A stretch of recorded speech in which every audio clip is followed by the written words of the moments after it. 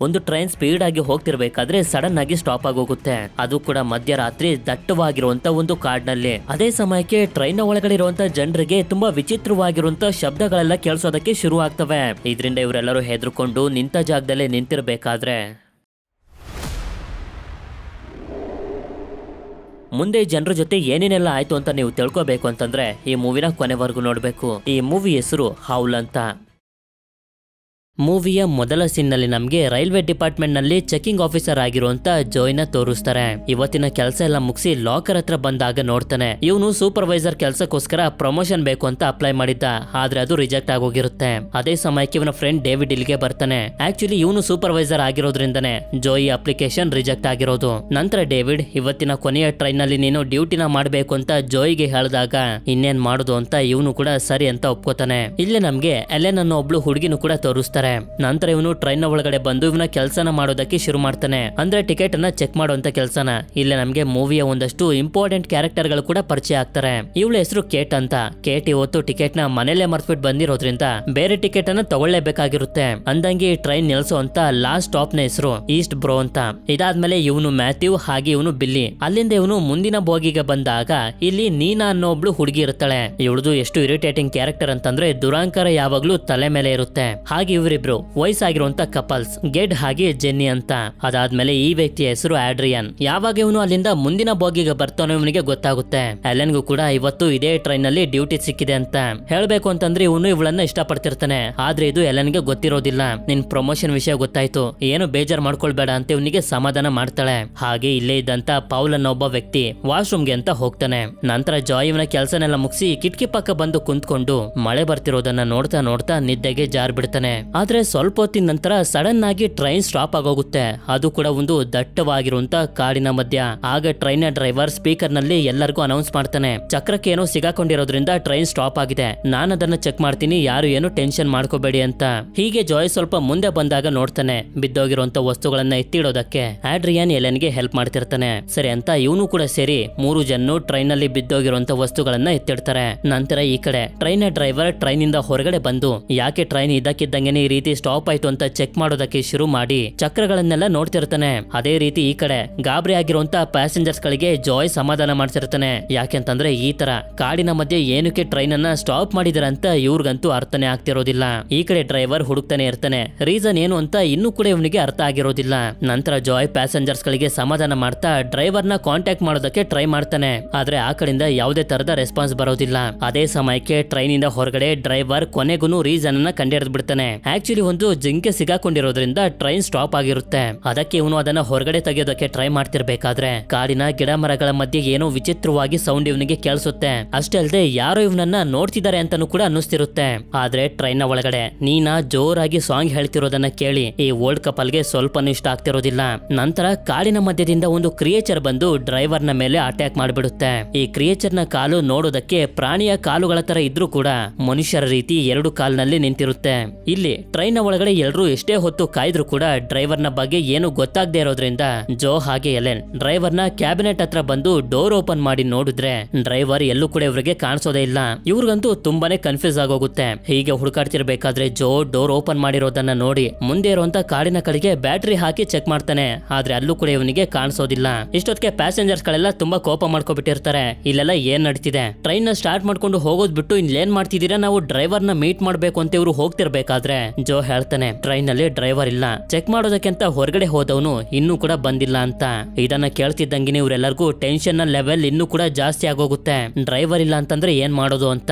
ಆಗ ಇಲ್ಲೇ ಇದ್ದಂತ ಆಡ್ರಿಯನ್ ಇವರೆಲ್ಲರಿಗೂ ಹೇಳ್ತಾನೆ, ಈಗ ನಮ್ಮ ಹತ್ರ 2 ದಾರಿಗಳಿದೆ. ಒಂದು ಯಾರಾದ್ರೂ ನಮ್ಮನ್ನ ಕಾಪಾಡೋದಕ್ಕೆ ಬರ್ತಾರೆ ಅಂತ ಕಾಯ್ಕೊಂಡು ಇಲ್ಲೇ ಕುಂತ್ಕೊಳ್ಳೋದು, ಅಥವಾ ಟ್ರೈನ್ ಇಂದ ಹೊರಗಡೆ ಇಳಿದು ನಡೀತಾ ರೈಲ್ವೆ ಸ್ಟೇಷನ್ ಗೆ ಹೋಗೋದು. ಈ ಜಾಗದಲ್ಲಿ ಸಿಗ್ನಲ್ ಇಲ್ಲದೆ ಇರೋದ್ರಿಂದ ಯಾರನ್ನು ನಾವು ಕಾಂಟ್ಯಾಕ್ಟ್ ಮಾಡೋದಕ್ಕೆ ಆಗ್ತಿಲ್ಲ. ನನಗನ್ಸೋ ಪ್ರಕಾರ ನಾವು ನಡೀತಾ ರೈಲ್ವೆ ಸ್ಟೇಷನ್ ಗೆ ಹೋಗಿ ತಲುಪೋದೇ ಒಳ್ಳೇದು. 3 ರಿಂದ 5 ಕಿಲೋಮೀಟರ್ ಅಷ್ಟೇ ನಾವು ನಡಿಬೇಕಾಗಿರೋದು, ರೈಲ್ವೆ ಸ್ಟೇಷನ್ ಸಿಕ್ಬಿಡುತ್ತೆ ಅಂತ. ಆದ್ರೆ ಜಾಯ್ ಮಾತ್ರ ಇದಕ್ಕೆ ಯಾವುದೇ ಕಾರಣಕ್ಕೂ ಕೂಡ ಒಪ್ಕೊಳ್ತಿರೋದಿಲ್ಲ. ಇಂಥ ಪರಿಸ್ಥಿತಿಲಿ ಪ್ಯಾಸೆಂಜರ್ಸ್ ಗಳು ಟ್ರೈನ್ ನ ಒಳಗಡೆನೆ ಇರಬೇಕು, ಪ್ಲೀಸ್ ಯಾರು ಹೊರಗಡೆ ಹೋಗ್ಬೇಡಿ, ಇದರಿಂದ ನನ್ನ ಕೆಲಸ ಹೋಗುತ್ತೆ ಅಂತ. ಆಗ ಎಲ್ಲರೂ ಸೇರಿ ಇವನಿಗೆ ಅರ್ಥ ಮಾಡಿಸ್ತಾರೆ, ಇಂಥ ಪರಿಸ್ಥಿತಿಲಿ ಭಯಂಕರವಾಗಿರುವಂತ ಕಾಡ್ನಲ್ಲಿ ನಾವು ಇರೋದಕ್ಕಾಗೋದಿಲ್ಲ, ಆದಷ್ಟು ಬೇಗ ಹೊರಗಡೆ ಹೋಗ್ಬೇಕು, ಸೇಫ್ ಆಗ್ಬೇಕು ಅಂತ. ಸರಿ ಅಂತ ಹೇಳಿ ಇವನು ಕೂಡ ಡೋರ್ ಅನ್ನ ಓಪನ್ ಮಾಡಿ ಇವರನ್ನ ಕರ್ಕೊಂಡು ಹೋಗ್ತಿರ್ಬೇಕಾದ್ರೆ ನಮ್ಗೆ ತೋರಿಸ್ತಾರೆ ಇವರೆಲ್ಲರನ್ನು ಯಾರೋ ನೋಡ್ತಿದ್ದಾರೆ ಅಂತ. ಹೀಗೆ ಇವರೆಲ್ಲರೂ ಕಾಡಿನ ದಾರಿಯಿಂದ ನೆಕ್ಸ್ಟ್ ರೈಲ್ವೆ ಸ್ಟೇಷನ್ ಕಡೆಗೆ ಹೋಗ್ತಿರ್ಬೇಕಾದ್ರೆ ತುಂಬಾ ವಿಚಿತ್ರವಾಗಿರುವಂತ ಏನೇನೋ ಶಬ್ದಗಳೆಲ್ಲ ಇವರಿಗೆ ಕೇಳಿಸ್ತಿರ್ತವೆ. ಹಾಗೆ ಇವ್ರಿಗೂ ಕೂಡ ಫೀಲ್ ಆಗ್ತಿರುತ್ತೆ ಗಿಡ ಮರಗಳ ಹಿಂದೆ ಕುತ್ಕೊಂಡು ಯಾರು ನಮ್ಮನ್ನ ನೋಡ್ತಿದ್ದಾರೆ ಅಂತ. ಆದ್ರೆ ಅದಕ್ಕೆ ತಲೆ ಕೆಡ್ಸ್ಕೊಳ್ದೆ ಜೋ ಹಾಗೆ ಎಲೆನ್ ಮುಂದೆ ಬಂದು ನೋಡಿದ್ರೆ ಇವರ ಟ್ರೈನ್ ಡ್ರೈವರ್ ನ ಆ ಕ್ರಿಯೇಚರ್ ಮಧ್ಯಕ್ಕೆ ಸೀಳಿ ಸಾಯಿಸ್ಬಿಟ್ಟಿರುತ್ತೆ. ಇಂತ ಒಂದು ದೃಶ್ಯ ನೋಡಿ ಇವರೆಲ್ಲರೂ ಹೆದರ್ಕೊಳ್ತಾ ಟ್ರೈನ್ ನ ಕಡೆಗೆ ಹೋಗ್ತಿರ್ಬೇಕಾದ್ರೆ ಒಂದು ತೋಳ ಜೋರಾಗಿ ಕೂಗೋದಕ್ಕೆ ಶುರು ಮಾಡುತ್ತೆ. ಇದಾದ್ಮೇಲೆ ಇವರೆಲ್ಲರೂ ತುಂಬಾ ಕಷ್ಟಪಟ್ಟು ಟ್ರೈನ್ ನ ಒಳಗಡೆ ಏನೋ ಹತ್ಕೋತಾರೆ. ಆದ್ರೆ ಓಲ್ಡ್ ಕಪಲ್ ಗಳು ನಿಧಾನವಾಗಿ ಒಳಗಡೆ ಹತ್ತುತ್ತಿರ್ಬೇಕಾದ್ರೆ ವಯಸ್ಸಾಗಿರುವಂತ ಲೇಡಿ ಜೆನ್ನಿಯ ಕಾಲ್ನ ಮೇಲೆ ಆ ಕ್ರಿಯೇಚರ್ ಬಂದು ಅಟ್ಯಾಕ್ ಮಾಡಿ ಕಚ್ಬಿಡುತ್ತೆ. ಅಷ್ಟೊತ್ತಿಗೆ ಇವರು ಕೂಡ ಹೇಗೋ ಮಾಡಿ ಡೋರ್ ಅನ್ನ ಹಾಕ್ಬಿಟ್ಟಿರ್ತಾರೆ. ಮ್ಯಾಥ್ಯೂ ಹೊರಗಡೆ ನೋಡ್ತಿರ್ತಾನೆ ಅದು ಯಾವ ತರ ಕ್ರಿಯೇಚರ್ ಅಂತ. ಹಾಗೆ ಎಲೆನ್ ಕೂಡ ಜೆನ್ನಿಯ ಕಾಲಿಂದ ಹರಿತಿರುವಂತ ರಕ್ತನ ಸ್ಟಾಪ್ ಮಾಡೋದಕ್ಕೆ ತುಂಬಾನೇ ಪ್ರಯತ್ನ ಪಡ್ತಿರ್ತಾಳೆ. ಹೀಗೆ ಇವರೆಲ್ಲರೂ ಇವರ ಜೀವಗಳನ್ನ ಕೈಲಿಡ್ಕೊಂಡು ಕುಂತಿರ್ಬೇಕಾದ್ರೆ ಅದೇ ಸಮಯಕ್ಕೆ ಆ ಕ್ರಿಯೇಚರ್ ಬಂದು ಟ್ರೈನ್ಗೆ ಗುದ್ದಿ ಇದರ ಭಯಂಕರವಾಗಿರುವಂತ ಕೈಯಿಂದ ಟ್ರೈನ್ ಅನ್ನ ಸ್ಕ್ರಾಚ್ ಮಾಡ್ತಾ ಇವರನ್ನ ಹೆದರಿಸ್ತಿರುತ್ತೆ. ಆದ್ರೆ ಸ್ವಲ್ಪ ಹೊತ್ತಿನ ನಂತರ ಇವರಿಗೆ ಗೊತ್ತಾಗುತ್ತೆ ಆ ಕ್ರಿಯೇಚರ್ ಇಲ್ಲಿಂದ ಹೊಟ್ಟೋಗಿದೆ ಅಂತ. ಇದಾದ್ಮೇಲೆ ಜೋ ಡ್ರೈವರ್ ಕ್ಯಾಬಿನ್ ಗೆ ಬಂದು ರೈಲ್ವೆ ಸ್ಟೇಷನ್ ನ ಕಾಂಟ್ಯಾಕ್ಟ್ ಮಾಡೋದಕ್ಕೆ ಟ್ರೈ ಮಾಡ್ತಿರ್ತಾನೆ. ಆದ್ರೆ ಆಗ್ತಿರೋದಿಲ್ಲ. ಆಗ ಇಲ್ಲಿಗೆ ಬಿಲ್ಲಿ ಬಂದು ಹೇಳ್ತಾನೆ ಟ್ರೈನ್ ನ ಫ್ಯೂಲ್ ಪೈಪ್ ಕಟ್ ಆಗಿರ್ಬೋದು ಅಂತ. ಹೌದು, ಇವನಿಗೆ ಟ್ರೈನ್ ಇಂಜಿನ್ ನ ಬಗ್ಗೆ ತುಂಬಾ ವಿಷಯಗಳು ಗೊತ್ತಿರ್ತವೆ. ಇದಾದ್ಮೇಲೆ ಇವರೆಲ್ಲರೂ ಒಂದ್ ಕಡೆ ಕುಂತ್ಕೊಂಡು ಡಿಸ್ಕಸ್ ಮಾಡ್ತಿರ್ತಾರೆ ಅದು ಯಾವ ತರ ಪ್ರಾಣಿ ಇರ್ಬೋದು, ಏನಕ್ಕೆ ನಮ್ಮ ಮೇಲೆ ಅಟ್ಯಾಕ್ ಮಾಡ್ತಿದೆ ಅಂತ. ಅಷ್ಟೇ ಅಲ್ಲದೆ ಒಬ್ಬೊಬ್ರು ಅದನ್ನ ಕರಡಿ ಅಂತ ಹೇಳ್ತಿದ್ರೆ ಮತ್ತೊಂದಷ್ಟು ಜನ ಅದನ್ನ ವುಲ್ಫ್ ಅಂತ ಹೇಳ್ತಿರ್ತಾರೆ. ಆಗ ಜೆನ್ನಿ ಹೇಳ್ತಾಳೆ ಅದು ಯಾವುದೇ ತರದ ಪ್ರಾಣಿ ಅಲ್ಲ, ನೋಡೋದಕ್ಕೆ ಅದು ಮನುಷ್ಯನ ರೀತಿ ಇತ್ತು ಅಂತ.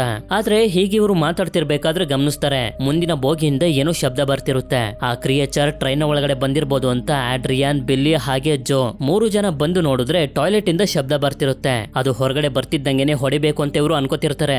ನೋಡಿದ್ರೆ ಆಗ್ಲೇ ವಾಶ್ರೂಮ್ ಗೆ ಹೋಗಿದ್ನಲ್ಲ ಪೌಲ್, ಅವನೇ ಇಲ್ಲಿ ಇದ್ದಿದ್ದು. ನಂತರ ಇವನಿಗೆ ಇಲ್ಲಿ ನಡೀತಿರುವಂತ ಎಲ್ಲಾ ವಿಷಯನು ಹೇಳಿದಾಗ ಇವನಿಗೆ ಇದನ್ನ ನಂಬೋದಕ್ಕೆ ಆಗ್ತಿರೋದಿಲ್ಲ. ಹಾಗೆ ಇವನು ಹೇಳ್ತಿರ್ತಾನೆ ನಾನು ಉಳ್ಕೋಬೇಕಾಗಿದ್ದಂತ ಸ್ಟಾಪ್ ಹಿಂದೆನೆ ಹೊಟ್ಟೋಗಿದೆ ಅಂತ. ಅಷ್ಟೇ ಅಲ್ಲದೆ ಈ ಜಾಗದಲ್ಲಿ ಕಾಡನ್ನ ಬಿಟ್ಟು ತುಂಬಾ ದೂರದವರೆಗೂ ಏನು ಇರೋದಿಲ್ಲ. ನಂತರ ಜೆನ್ನಿಯ ಕಾಲಿಗೆ ಆಗಿರುವಂತ ಗಾಯನ ಚೆಕ್ ಮಾಡಿ ನೋಡಿದ್ರೆ ಆ ಜಾಗ ಎಲ್ಲ ತುಂಬಾ ಬೇಗ ಇನ್ಫೆಕ್ಟ್ ಆಗಿ ಕೊಳಿತಿರುತ್ತೆ. ಆಗ ಕೇಟ್ ಹೆದರ್ಕೊಂಡು ಕುಂತಿರುವಂತ ನೀನಾ ಹತ್ರ ಬಂದು ಮಾತಾಡೋದಕ್ಕೆ ಶುರು ಮಾಡ್ತಾಳೆ. ನನ್ಗೂ ಕೂಡ ಒಬ್ಳು ಮಗಳಿದ್ದಾಳೆ, ನಿನ್ನ ನೋಡಿದ್ರೆ ನನ್ಗೆ ನನ್ ಮಗಳೇ ನೆನಪು ಬರ್ತಾಳೆ ಅಂತ. ಹೀಗೆ ಇವರಿಬ್ರು ಖುಷಿಯಾಗಿ ಮಾತಾಡ್ತಿರ್ಬೇಕಾದ್ರೆ ಗಮನಿಸ್ತಾರೆ ಆ ಕ್ರಿಯೇಚರ್ ಬಾಕ್ಲು ತೆಗೆಯೋದಕ್ಕೆ ಟ್ರೈ ಮಾಡ್ತಿರುತ್ತೆ ಒಳಗಡೆ ಬರೋದಕ್ಕೆ ಅಂತ. ಅದೇ ಸಮಯಕ್ಕೆ ನೀನಾ ಫೋನ್ಗೆ ಸ್ವಲ್ಪ ಸಿಗ್ನಲ್ ಸಿಕ್ಕಿ ಇವಳ ತಾಯಿ ಕಾಲ್ ಮಾಡಿರ್ತಾಳೆ. ನಾವೆಲ್ಲಿದ್ದೀವಿ ಹೇಳು ಅಂತ ಎಲ್ಲರೂ ನೀನಾಗೆ ಹೇಳ್ತಿದ್ರೆ ಇವಳು ಮಾತ್ರ ತುಂಬಾ ಗಾಬರಿಯಿಂದ ಏನೇನೋ ಮಾತಾಡ್ತಿರ್ತಾಳೆ. ಅದೇ ಸಮಯಕ್ಕೆ ಆ ಕ್ರಿಯೇಚರ್ ಕಿಟ್ಕಿಂದ ಒಳಗಡೆ ಬಂದು ನೀನಾನೇ ಎಳ್ಕೊಂಡು ಹೊಟ್ಟೋಗುತ್ತೆ. ಕೇಟ್ ಕೂಡ ಅವಳನ್ನ ಕಾಪಾಡೋದಕ್ಕೆ ಟ್ರೈ ಮಾಡ್ತಿರ್ತಾಳೆ. ನೋಡಿದ್ರೆ ಅಷ್ಟೊತ್ತಿಗೆ ಆ ಕ್ರಿಯೇಚರ್ ಅವಳನ್ನ ಸಾಯಿಸ್ಬಿಟ್ಟಿರುತ್ತೆ. ಅದಕ್ಕೆ ಇವರೆಲ್ಲರೂ ಹೆದರ್ಕೊಂಡು ಮತ್ತೊಂದು ಬೋಗಿಗೆ ಬಂದು ಡೋರ್ ಅನ್ನ ಲಾಕ್ ಮಾಡ್ಕೊಬಿಡ್ತಾರೆ. ಅಷ್ಟೇ ಮುಗೀತು, ನಾವಿಲ್ಲಿಂದ ಹೊರಗಡೆ ಹೋಗೋದಕ್ಕೂ ಆಗುದಿಲ್ಲ, ನಮ್ನ ಯಾರು ಕಾಪಾಡೋದಕ್ಕೂ ಕೂಡ ಬರೋದಿಲ್ಲ ಅಂತ ಇವ್ರು ಅನ್ಕೊಳ್ತಿರ್ಬೇಕಾದ್ರೆ ವಯಸ್ಸಾಗಿರುವಂತ ಗೆಡ್ ಇವ್ರೆಲ್ಲರಿಗೂ ಹೇಳೋದಕ್ಕೆ ಶುರು ಮಾಡ್ತಾನೆ ಇದಕ್ಕೆಲ್ಲ ನಾವೇನಾದ್ರೂ ಮಾಡ್ಲೇಬೇಕು, ಇಲ್ಲಂತಂದ್ರೆ ಆ ಹುಡುಗಿ ಸತ್ತಂಗೆ ನಾವು ಕೂಡ ಒಬ್ಬೊಬ್ಬರೇ ಸಾಯ್ತಾ ಹೋಗ್ತೀವಿ. ಅದು ನಮ್ಮನ್ನ ಬೇಟೆ ಆಡಿ ಸಾಯಿಸೋದಕ್ಕಿಂತ ಮುಂಚೆನೆ ನಾವೇ ಅದನ್ನ ಸಾಯಿಸ್ಬಿಡ್ಬೇಕು ಅಂತ.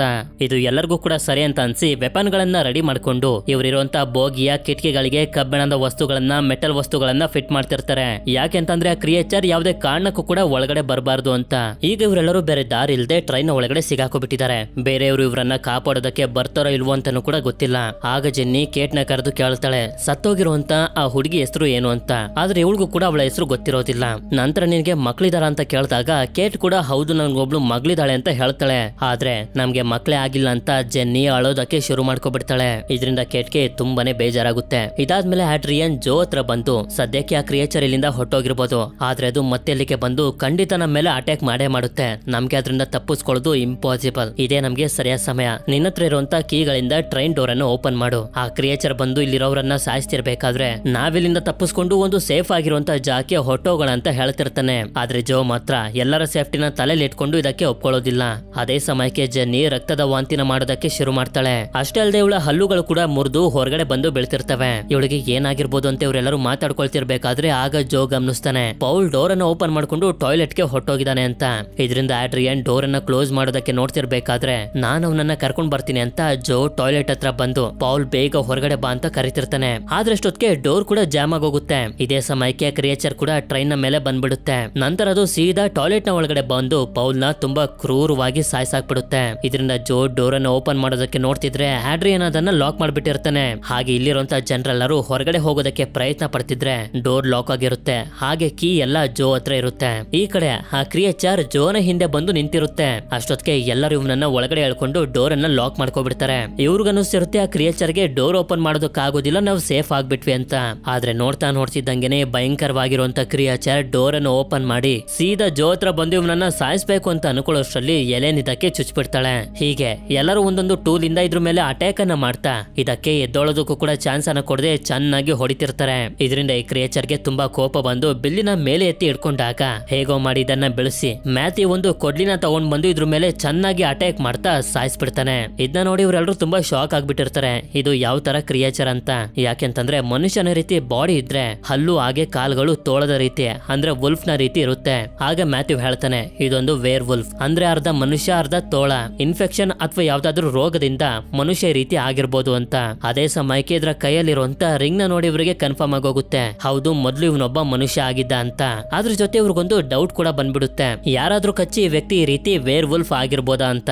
ನಂತರ ಈ ಡೆಡ್ ಬಾಡಿ ಮೇಲೆ ಬಟ್ಟೆನ ಹಾಕಿದಾಗ ಗೆಡ್ ಇವರೆಲ್ಲರಿಗೂ ಹೇಳೋದಕ್ಕೆ ಶುರು ಮಾಡ್ತಾನೆ. 1963ರಲ್ಲೂ ಕೂಡ ಇದೇ ಜಾಗದಲ್ಲಿ ಟ್ರೈನ್ ಸ್ಟಾಪ್ ಆಗಿತ್ತು. ಮಾರನೇ ದಿನ ಕಾಪಾಡೋದಕ್ಕೆ ಅಂತ ಪೊಲೀಸ್ ಬಂದಾಗ ಪ್ರಾಣಿಗಳು ಅರ್ಧಂಬರ್ಧ ತಿಂದು ಬಿಟ್ಟಿರುವಂತ ಮನುಷ್ಯರ ಡೆಡ್ ಬಾಡಿಗಳು ಸಿಕ್ತು. ಹಾಗೆ ಎಷ್ಟೋ ಜನ ಕಣ್ಮರೆ ಆಗೋಗಿದ್ರು. ಆ ಜನರ ಜೊತೆ ಏನಾಯ್ತು ಅಂತ ಯಾರಿಗೂ ಕೂಡ ಗೊತ್ತೇ ಆಗ್ಲಿಲ್ಲ. ಆಗಿನ ಕಾಲದಲ್ಲಿ ಅದು ತುಂಬಾ ದೊಡ್ಡ ನ್ಯೂಸ್ ಆಗೋಗಿತ್ತು. ಈಗ ನನ್ಗೆ ಗೊತ್ತಾಗ್ತಿದೆ ಆ ಟ್ರೈನ್ ಅಲ್ಲಿ ಇದ್ದಂತ ಜನರ ಜೊತೆ ನಿಜವಾಗ್ಲೂ ಏನಾಗಿತ್ತು ಅಂತ. ಅದೇ ಸಮಯಕ್ಕೆ ವೇರ್ ವುಲ್ಫ್ ಮತ್ತೊಂದ್ಸಲ ಎದ್ದಿ ಕೂಗೋದಕ್ಕೆ ಶುರು ಮಾಡಿದಾಗ ಈ ಸಲ ಜೋ ಬಂದು ಅದನ್ನ ಸಂಪೂರ್ಣವಾಗಿ ಸಾಯಿಸ್ಬಿಡ್ತಾನೆ. ನಂತರ ಈ ಕಡೆ ನೋಡಿದ್ರೆ ಜೆನ್ನಿ ತುಂಬಾ ವಿಚಿತ್ರವಾಗಿ ಆಡೋದಕ್ಕೆ ಶುರು ಮಾಡ್ಬಿಟ್ಟಿರ್ತಾಳೆ. ಈಗ ಇವರೆಲ್ಲರಿಗೂ ನಿಧಾನವಾಗಿ ಅರ್ಥ ಆಗ್ತಿರುತ್ತೆ ಆ ವೇರ್ ವುಲ್ಫ್ ಇವಳ ಕಾಲಿಗೆ ಕಚ್ಚಿರೋದ್ರಿಂದ ಇವಳು ಕೂಡ ವೇರ್ ವುಲ್ಫ್ ಆಗ್ತಿದ್ದಾಳೆ ಅಂತ. ನಾವೀಗ ಬದುಕಬೇಕು ಅಂತಂದ್ರೆ ಅವಳು ಸಾಯ್ಲೇಬೇಕು ಅಂತ ಆಡ್ರಿಯನ್ ಹೇಳ್ತಿದ್ರೆ ಯಾರು ಕೂಡ ಅದಕ್ಕೆ ಒಪ್ಕೊಳ್ತಿರೋದಿಲ್ಲ. ಆದ್ರೂ ಕೂಡ ಇವನು ಎಲ್ಲರನ್ನು ಮೀರಿ ಅವಳನ್ನ ಸಾಯಿಸೋದಕ್ಕೆ ಪ್ರಯತ್ನ ಪಡ್ತಿರ್ಬೇಕಾದ್ರೆ ಜೋ ಬಂದು ಇವನಿಗೆ ಪಂಚ್ ಮಾಡಿ ತಡೆದು ಜೆನ್ನಿನ ಹಾಗೆ ಆಡ್ರಿಯನ್ನ ಇಬ್ರು ಕೂಡ ಕಟ್ಟಾಕಿ ಅಂತ ಹೇಳ್ತಾನೆ. ಸರಿ ಅಂತ ಆಡ್ರಿಯನ್ ಹಾಗೆ ಜೆನ್ನಿನ ಕಟ್ಟಾಕಿ ಬಿಲ್ಲಿ ಕಟ್ಟಾಗಿರುವಂತ ಟ್ರೈನ್ ಇಂಜಿನ್ ನ ಫ್ಯೂಲ್ ಪೈಪ್ ಅನ್ನ ರೆಡಿ ಮಾಡೋದಕ್ಕೆ ಅಂತ ಹೋಗ್ತಿರ್ತಾನೆ. ಆಗ ಮ್ಯಾಥ್ಯೂ ಕೂಡ ಅವನ ಜೊತೆ ಹೋಗೋದಕ್ಕೆ ರೆಡಿ ಆಗ್ತಿರ್ಬೇಕಾದ್ರೆ ಆಡ್ರಿಯನ್ಗೆ ಸ್ವಲ್ಪನೂ ನಂಬಿಕೆ ಇರೋದಿಲ್ಲ ಈ ಚಿಕ್ಕ ಹುಡುಗ ಟ್ರೈನ್ ಅನ್ನ ರಿಪೇರ್ ಮಾಡ್ತಾನ ಅಂತ. ಆಗ ಬಿಲ್ಲಿನೂ ಕೂಡ ಹೇಳ್ತಾನೆ ನಾನು ಟ್ರೈನ್ ಗಳ ಬಗ್ಗೆನೆ ಇಂಜಿನಿಯರಿಂಗ್ ಕೋರ್ಸ್ ಅನ್ನ ಮಾಡ್ತಿದ್ದೀನಿ ಅಂತ. ನಂತರ ಇವ್ರು 4 ಜನ ಡ್ರೈವರ್ ರೂಮ್ ಗೆ ಬಂದಾಗ ಬಿಲ್ಲಿ ಎಲೆನ್ ಹಾಗೆ ಜೋಗೆ ಹೇಳ್ಕೊಡ್ತಿರ್ತಾನೆ ನಾನು ಫ್ಯೂಲ್ ಪೈಪ್ ಅನ್ನ ರೆಡಿ ಮಾಡ್ತಿದ್ದಂಗೆನೆ ಹೇಗೆ ನೀವು ಟ್ರೈನ್ ಇಂಜಿನ್ ಅನ್ನ ಸ್ಟಾರ್ಟ್ ಮಾಡ್ಬೇಕು ಅಂತ. ಅಷ್ಟೇ ಅಲ್ಲದೆ ನಾವ್ ಅನ್ಕೊಂಡಂಗೆ ಎಲ್ಲನೂ ಆದ್ರೆ ಇಲ್ಲಿಂದ ತಪ್ಪಿಸ್ಕೊಂಡು ಹೋಗ್ತಿದ್ದಂಗೆನೆ ನನ್ ಕಡೆಯಿಂದ ನಿಮ್ಮೆಲ್ರಿಗೂ ಪಾರ್ಟಿ ಅಂತಾನು ಕೂಡ ಹೇಳ್ತಾನೆ. ಇದಾದ್ಮೇಲೆ ಜೋ ಸ್ಪೀಕರ್ ನಲ್ಲಿ ಎಲ್ಲರಿಗೂ ಹೇಳ್ತಾನೆ ನಾವು ಇನ್ನೇನು ಟ್ರೈನ್ ಅನ್ನ ರೆಡಿ ಮಾಡೋದ್ರಲ್ಲಿ ಇದೀವಿ, ಏನು ಯೋಚನೆ ಮಾಡಬೇಡಿ, ನಾವು ಸೇಫ್ ಆಗಿ ಹೋಗಿ ನೆಕ್ಸ್ಟ್ ಸ್ಟೇಷನ್ ಆಗಿರುವಂತ ಈಸ್ಟ್ ಬ್ರೋಗೆ ಹೋಗಿ ತಲುಪ್ತೀವಿ ಅಂತ. ನಂತರ ಸರಿ ಅಂತ ಹೇಳಿ ಬಿಲ್ಲಿ ಹಾಗೆ ಮ್ಯಾಥ್ಯೂ ಟ್ರೈನ್ ಇಂದ ಹೊರಗಡೆ ಬಂದು ಫ್ಯೂಲ್ ಪೈಪ್ ಎಲ್ಲಿದೆ ಅಂತ ಹುಡ್ಕೋದಕ್ಕೆ ಶುರು ಮಾಡ್ತಾರೆ. ಹಾಗೆ ಬಿಲ್ಲಿ ಕೆಳಗಡೆ ಬಂದು ಟ್ರೈನ್ ನ ಪೈಪ್ ಗಳನ್ನ ಚೆಕ್ ಮಾಡ್ತಿರ್ತಾನೆ. ಅದಾದ್ಮೇಲೆ ಈ ಕಡೆ ಟ್ರೈನ್ ನ ಒಳಗಡೆ ನಮ್ಗೆ ಗೊತ್ತಾಗುತ್ತೆ ಆಡ್ರಿಯನ್ ಹಾಗೆ ಕೇಟ್ಗೆ ಮೊದ್ಲಿಂದಾನೇ ಪರಿಚಯ ಇದೆ ಅಂತ. ಆಕ್ಚುಲಿ ಹೇಳ್ಬೇಕು ಅಂತಂದ್ರೆ ಈ ಆಡ್ರಿಯನ್ ಎಲ್ಲರೂ ಅನ್ಕೊಂಡಿರೋಷ್ಟು ಒಳ್ಳೆಯವನಲ್ಲ. ಇವನಿಗೆ ಹೆಂಡತಿ ಮಕ್ಕಳು ಇದ್ರೂ ಕೂಡ ಬೇರೆ ಬೇರೆ ಹುಡುಗಿರ್ಗೆ ಮದ್ವೆ ಆಗ್ತೀನಿ ಅಂತ ನಂಬಿಸಿ ಮೋಸ ಮಾಡೋದೇ ಇವನ ಕೆಲಸ. ಅದೇ ರೀತಿ ಕೇಟ್ಗೂ ಕೂಡ ಮೋಸ ಮಾಡಿರ್ತಾನೆ. ಅದೇ ಸಮಯಕ್ಕೆ ನಮ್ಗೆ ಗೊತ್ತಾಗುತ್ತೆ ಜನಿಯ ಆರೋಗ್ಯ ನಿರಂತರವಾಗಿ ಹಾಳಾಗ್ತಾ ಹೋಗ್ತಿದೆ ಅಂತ. ಟ್ರೈನ್ ಇಂದ ಹೊರಗಡೆ ಬಿಲ್ಲಿ ರಿಪೇರ್ ಮಾಡ್ತಿರ್ಬೇಕಾದ್ರೆ ಇವನ್ ಜೊತೆ ಇರುವಂತ ಮ್ಯಾಥ್ಯೂಗೆ ಅನ್ನಿಸ್ತಿರುತ್ತೆ ಇವರ ಸುತ್ತಮುತ್ತ ಯಾರೋ ಇದ್ದಾರೆ ಅಂತ. ಹಾಗೆ ಎಲೆನ್ ಕೂಡ ಜೋನ ಕೇಳ್ತಿರ್ತಾಳೆ ನೀನ್ ಯಾಕೆ ಅಷ್ಟೊಂದು ಬೋರಿಂಗ್ ಆಗಿರುವಂತ ಸೂಪರ್ವೈಸರ್ ಜಾಬ್ಗೆ ಪ್ರಮೋಷನ್ ಬೇಕು ಅಂತ ಬಯಸ್ತಿದ್ದೆ ಅಂತ. ಇಷ್ಟೊತ್ತಿಗೆ ಇವನು ಕೂಡ ಡಿಸೈಡ್ ಮಾಡ್ಬಿಟ್ಟಿರ್ತಾನೆ ಬರೀ ಸೂಪರ್ವೈಸರ್ ಜಾಬ್ ಅಲ್ಲ, ಇಲ್ಲಿಂದ ತಪ್ಪಿಸ್ಕೊಂಡು ಹೋದ್ಮೇಲೆ ಟ್ರೈನ್ ಗಳಿಂದಾನೇ ದೂರ ಇರಬೇಕು ಅಂತ. ಹೀಗೆ ಬಿಲ್ಲಿ ಹುಡುಕ್ತಿರ್ಬೇಕಾದ್ರೆ ಕಟ್ ಆಗಿರುವಂತ ಆ ಫ್ಯೂಲ್ ಪೈಪ್ ಇವನಿಗೆ ಸಿಕ್ಬಿಡುತ್ತೆ. ಆದ್ರಿಂದ ಅದಕ್ಕೆ ಟೇಪ್ ಅನ್ನ ಹಾಕಿ ಲೀಕ್ ಆಗ್ತಿರೋದನ್ನ ಸ್ಟಾಪ್ ಮಾಡ್ತಿರ್ಬೇಕಾದ್ರೆ ಮ್ಯಾಥ್ಯೂಗೆ ಆಗ್ಲೇ ವೇರ್ ವುಲ್ಫ್ ಹೇಳ್ಕೊಂಡೋಯ್ತಲ್ಲ ನೀನಾ ಅವಳು ಕಾಪಾಡಿ ಅಂತ ಜೋರಾಗಿ ಕಿರಿಸ್ತಿರೋದು ಕೇಳಿಸುತ್ತೆ. ಅದಕ್ಕೆ ಬಿಲ್ಲಿ ಎಲ್ಲೂ ಹೋಗ್ಬೇಡ ಬಾಯಿಲಿ ಅಂತ ಎಷ್ಟೇ ಕರೆದ್ರು ಕೂಡ ಇವನು ಅದನ್ನ ಕೇಳಿಸ್ಕೊಳ್ಳದೆ ಅವಳು ಕಿರಿಸ್ತಿರೋದನ್ನ ಫಾಲೋ ಮಾಡ್ತಾ ಮಾಡ್ತಾ ಕಾಡಿನ ಒಳಗಡೆ ಬಂದ್ಬಿಡ್ತಾನೆ. ಇನ್ನು ಕೂಡ ಅವಳು ಕಿರಿಸ್ತಾನೆ ಇರ್ತಾಳೆ. ಆದ್ರಿಂದ ಇವನು ನಿನ್ನ ಕಾಪಾಡೋದಕ್ಕಾಗ್ಲಿಲ್ಲ ನಮ್ಮನ್ನ ಕ್ಷಮಿಸ್ಬಿಡು ಅಂತ ಹೇಳ್ತಾನೆ. ಹೆದರ್ಕೊಳ್ತಾ ಒಂದು ಮರದ ಹತ್ರ ಬಂದು ಮೇಲೆ ನೋಡಿದ್ರೆ ಅರ್ಧಂಬರ್ಧ ಜೀವಂತವಾಗಿರುವಂತ ನೀನಾ ಬಾಡಿನ ವೇರ್ ವುಲ್ಫ್ ತಿಂತಿರುತ್ತೆ. ಅದನ್ನ ನೋಡಿ ಇವನು ಹೆದರ್ಕೊಂಡು ತಪ್ಪಿಸ್ಕೊಂಡು ಹೋಗೋದಕ್ಕೆ ಪ್ರಯತ್ನ ಪಟ್ರು ಕೂಡ ಯಾವುದೇ ದಾರಿ ಇರೋದಿಲ್ಲ. ಎಲ್ಲಾ ವೇರ್ ವುಲ್ಫ್ ಗಳು ಬಂದು ಇವನನ್ನ ಸುತ್ತುವರೆದು ಸಾಯಿಸ್ಬಿಡ್ತವೆ. ಮ್ಯಾಥ್ಯೂ ಕಿರ್ಚಾಡ್ತಿರೋದನ್ನ ಟ್ರೈನ್ ನ ಒಳಗಡೆ ಇರೋರು ಕೂಡ ಕೇಳಿಸ್ಕೊಂಡು ತುಂಬಾನೇ ಹೆದರ್ಕೊಬಿಡ್ತಾರೆ. ಜೆನ್ನಿನೂ ಕೂಡ ವೇರ್ ವುಲ್ಫ್ ಆಗಿ ಕನ್ವರ್ಟ್ ಆಗ್ತಿರೋದ್ರಿಂದ ನನ್ನ ಕೈಯನ್ನ ಬಿಡಿಸಿ ಅಂತ ಆಡ್ರಿಯನ್ ಕಿರಿಸ್ತಿರ್ತಾನೆ. ಆಗ ಬಿಲ್ಲಿನೂ ಕೂಡ ಪೈಪ್ ಅನ್ನ ರೆಡಿ ಮಾಡ್ತಿದ್ದಂಗೆನೆ ಟ್ರೈನ್ ನಲ್ಲಿ ಎಲೆಕ್ಟ್ರಿಸಿಟಿ ಬರುತ್ತೆ. ಆದ್ರೆ ಇವರು ಸ್ಟಾರ್ಟ್ ಮಾಡೋದಕ್ಕೆ ಹೋಗೋದಿಲ್ಲ.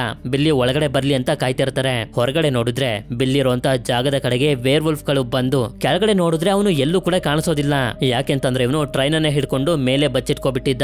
ಅದೇ ಸಮಯಕ್ಕೆ ಡ್ರೈವರ್ ರೂಮ್ ನಲ್ಲಿರುವಂತ ಜೋ ಹಾಗೆ ಎಲೆನ್ ವೇರ್ ವುಲ್ಫ್ ಗಳನ್ನ ನೋಡಿ ತುಂಬಾ ಗಾಬರಿಯಾಗಿ ಟ್ರೈನ್ ಅನ್ನ ಸ್ಟಾರ್ಟ್ ಮಾಡ್ಬಿಡ್ತಾರೆ. ಬಿಲ್ಲಿನೂ ಕೂಡ ಗಟ್ಟಿಯಾಗಿ ಟ್ರೈನ್ ಅನ್ನ ಹಿಡ್ಕೊಬಿಟ್ಟಿರ್ತಾನೆ. ಇಷ್ಟೊತ್ತಿಗೆ ಜೆನ್ನಿ ವೇರ್ ವುಲ್ಫ್ ಆಗೋಗಿರ್ತಾಳೆ. ಹಾಗೆ ಆಡ್ರಿಯನ್ ಕೈಯನ್ನು ಕೂಡ ಬಿಡಿಸ್ಬಿಟ್ಟಿರ್ತಾರೆ. ಅದೇ ಸಮಯಕ್ಕೆ ಕೇಟ್ ನಿಂತಿರುವಂತ ಜಾಗದ ಹತ್ರ ವೇರ್ ವುಲ್ಫ್ ಗಳು ಬಂದು ಇವಳನ್ನ ಹಿಡ್ಕೊಂಡಾಗ ಆಡ್ರಿಯನ್ ವೇರ್ ವುಲ್ಫ್ ಗಳ ಜೊತೆಗೆ ಕೇಟ್ಗೂ ಕೂಡ ಒದ್ದು ಆಚೆ ಕಳಿಸ್ಬಿಡ್ತಾನೆ. ಇಂತ ಒಂದು ಭಯಂಕರವಾಗಿರುವಂತ ಜಾಗದಲ್ಲಿ ಇವಳನ್ನ ಬಿಟ್ಟು ಟ್ರೈನ್ ಹೊಟ್ಟೋಗುತ್ತೆ. ಹೀಗೆ ಇವಳು ಹೆದರ್ಕೊಂಡು ನಿಂತಿರ್ಬೇಕಾದ್ರೆ ಇವಳ ಹಿಂದೆನೆ ಒಂದು ವೇರ್ ವುಲ್ಫ್ ಬಂದ್ಬಿಡುತ್ತೆ.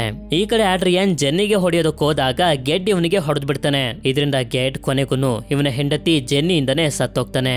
ಆದ್ರೆ ಈ ಕಡೆ ಬಿಲ್ಲಿದ್ದಂತ ಜಾಗದಲ್ಲಿ ಫ್ಯೂಲ್ ಪೈಪ್ ಮತ್ತೊಂದ್ಸಲ ಕಟ್ ಆಗಿದ್ರಿಂದ ಟ್ರೈನ್ ಸ್ಟಾಪ್ ಆಗೋಗುತ್ತೆ. ಇದರಿಂದ ಜೋ ಹಾಗೆ ಎಲೆನ್ ತುಂಬಾನೇ ಹೆದರ್ಕೋಬಿಡ್ತಾರೆ.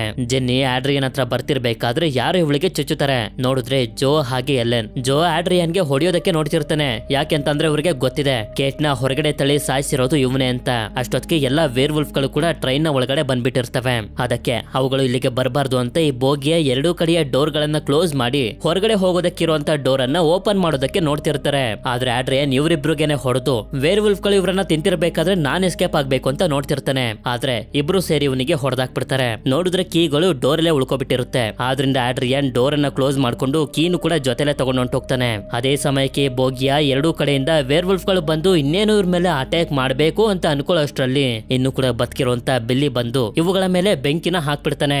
ಹಾಗೆ ಒಂದು ಟೂಲ್ ಅನ್ನ ಕೊಟ್ಟು ಡೋರ್ ಅನ್ನ ತೆಗೆಯೋದಕ್ಕೆ ಹೇಳಿದಾಗ ಡೋರ್ ಓಪನ್ ಮಾಡ್ಕೊಂಡು ಇವ್ರೇನು ಹೊರಗಡೆ ಬಂದ್ಬಿಡ್ತಾರೆ. ಆದ್ರೆ ಅವುಗಳು ಬಿಲ್ಲಿನ ಎಳ್ಕೊಂಡು ಹೊಂಟೋಗ್ತವೆ. ಇದರಿಂದ ಇವರು ಕೂಡ ಬೇರೆ ದಾರಿ ಇಲ್ಲದೆ ಸ್ಪೀಡ್ ಆಗಿ ಕಾಡಿನ ದಾರಿಯಿಂದನೇ ನೆಕ್ಸ್ಟ್ ಸ್ಟೇಷನ್ ಹತ್ರ ಹೋಗೋದಕ್ಕೆ ಟ್ರೈ ಮಾಡ್ತಿರ್ತಾರೆ. ಆ ವೇರ್ ವುಲ್ಫ್ ಗಳು ಕೂಡ ಇವರನ್ನ ಫಾಲೋ ಮಾಡ್ಕೊಂಡು ಬರ್ತಾನೆ ಇರ್ತವೆ. ಸ್ವಲ್ಪ ದೂರ ಬಂದ್ಮೇಲೆ ಇವರಿಗೆ ಅರ್ಥ ಆಗೋಗುತ್ತೆ ನಾವ್ ಇವುಗಳಿಂದ ತಪ್ಪಿಸ್ಕೊಂಡು ಹೋಗೋದಕ್ಕೆ ಸಾಧ್ಯನೇ ಇಲ್ಲ ಅಂತ. ಅದಕ್ಕೆ ಜೋ ಎಲೆನ್ಗೆ ನಾನ್ ನಿನ್ನ ಇಷ್ಟ ಪಡ್ತಿದ್ದೀನಿ, ಪ್ಲೀಸ್ ನೀನ್ ಇಲ್ಲಿಂದ ಹೊಟ್ಟೋಗು, ನಾನ್ ಅವುಗಳನ್ನ ಡಿಸ್ಟ್ರಾಕ್ಟ್ ಮಾಡ್ತೀನಿ ಅಂತ ಹೇಳ್ತಿರ್ತಾನೆ. ಆದ್ರೆ ಇದು ಎಲೆನ್ಗೆ ಸ್ವಲ್ಪನೂ ಇಷ್ಟ ಇಲ್ಲ ಅಂದ್ರೂ ಕೂಡ ಬೇರೆ ದಾರಿ ಇಲ್ಲದೆ ಫೋರ್ಸ್ ಮಾಡಿದ್ರಿಂದ ಇವಳು ಕೂಡ ಹೋಗೋದಕ್ಕೆ ಶುರು ಮಾಡ್ತಾಳೆ. ಅದೇ ಸಮಯಕ್ಕೆ 3 ವೇರ್ ವುಲ್ಫ್ ಗಳು ಬಂದು ಇವನನ್ನ ಸುತ್ತುವರೆದು ಬಿಡ್ತವೆ. ಆದ್ರಿಂದ ಅವುಗಳ ಜೊತೆ ಫೈಟ್ ಮಾಡೋದಕ್ಕೆ ಎಷ್ಟೇ ಪ್ರಯತ್ನ ಪಟ್ಟರು ಕೂಡ ಇವನ್ ಕೈಲಿ ಸಾಧ್ಯ ಆಗೋದಿಲ್ಲ. 3 ಸೇರಿ ಇವನಿಗೆ ಕಚ್ಬಿಡ್ತವೆ. ನಂತರ ನಮ್ಗೆ ಎಲೆನ್ನ ತೋರಿಸ್ತಾರೆ. ಇವಳು ಸೇಫ್ ಆಗಿ ಈಸ್ಟ್ ಪ್ರೋ ರೈಲ್ವೆ ಸ್ಟೇಷನ್ ಗೆ ಬಂದು ತಲುಪಿರ್ತಾಳೆ. ಈಗ ಉಳ್ಕೊಂಡಿರೋದು ಇವಳೊಬ್ಳೆ. ಆದ್ರೆ ಈ ಕಡೆ ಆಡ್ರಿಯನ್ ಇನ್ನೂ ಕೂಡ ಕಾಡ್ನಲ್ಲೇ ತಪ್ಪಿಸ್ಕೊಂಡು ಬರ್ತಿರ್ಬೇಕಾದ್ರೆ ಒಂದು ಜಾಗದಲ್ಲಿ ಎಲ್ಲಾ ವೇರ್ ವುಲ್ಫ್ ಗಳು ಸೇರಿ ಇವನನ್ನ ಸುತ್ತುವರೆದು ಬಿಡ್ತವೆ. ಅದೇ ಸಮಯಕ್ಕೆ ವೇರ್ ವುಲ್ಫ್ ಆಗಿ ಕನ್ವರ್ಟ್ ಆಗಿರುವಂತ ಜೋನು ಕೂಡ ಇವನ್ ಮುಂದೆ ಬಂದ್ಬಿಡ್ತಾನೆ. ಇಲ್ಲಿಗೆ ಇವನ್ ಕತೆ ಮುಗೀತು. ಅದ್ರ ಜೊತೆಗೆ ಮೂವಿನೂ ಕೂಡ ಎಂಡ್ ಆಗೋಗುತ್ತೆ. ಈ ಮೂವಿ ನಿಮ್ಮೆಲ್ಲರಿಗೂ ಇಷ್ಟ ಆಗಿರುತ್ತೆ ಅಂತ ಅನ್ಕೊಂಡಿದ್ದೀನಿ. ಇಷ್ಟ ಆಗಿತ್ತು ಅಂತಂದ್ರೆ ನನಗೆ ಕಮೆಂಟ್ ಮಾಡಿ ತಿಳಿಸಿ ಮೂವಿಲಿ ನಿಮ್ಗೆ ಜಾಸ್ತಿ ಏನ್ ಇಷ್ಟ ಆಯ್ತು ಅಂತ. ಹಾಗೆ ವಿಡಿಯೋ ಇಷ್ಟ ಆಗಿತ್ತು ಅಂತಂದ್ರೆ ಲೈಕ್ ಮಾಡಿ. ಸರಿ, ಸಿಗೋಣ ಮತ್ತೊಂದು ಅಮೇಜಿಂಗ್ ಆಗಿರುವಂತ ವಿಡಿಯೋದಲ್ಲಿ. Until then stay tuned, mister explainer Kannada.